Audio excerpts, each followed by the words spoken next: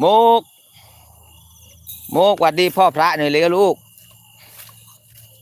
มาหวัดดีพ่อพระก่อนเลยลูก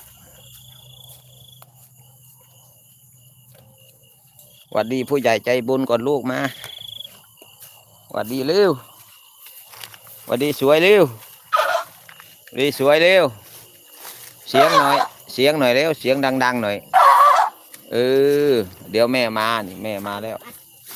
โอ้ยช้าๆลูกไม่ต้องหิวขนาดนั้นเดี๋ยวแม่ทำให้กิน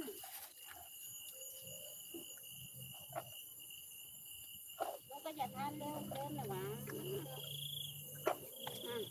คว้าเอาเลยได้กินของหวานนะคะขอบพระคุณพ่อพระที่เมตตาน้องช้าง3 เชือกขอให้ท่านมีแต่ความสุขความเจริญนะคะขอให้ได้กลับคืน100 ล้านพันเท่าจ้านอนหลับขอให้ได้เงินหมื่นนอนตื่นขอให้ได้เงินแสนแบนมือออกขอให้ท่านได้แก้วมณีโชคนะคะขอท่านรวยๆเฮงๆปังๆจ้าครับ18 ท่าน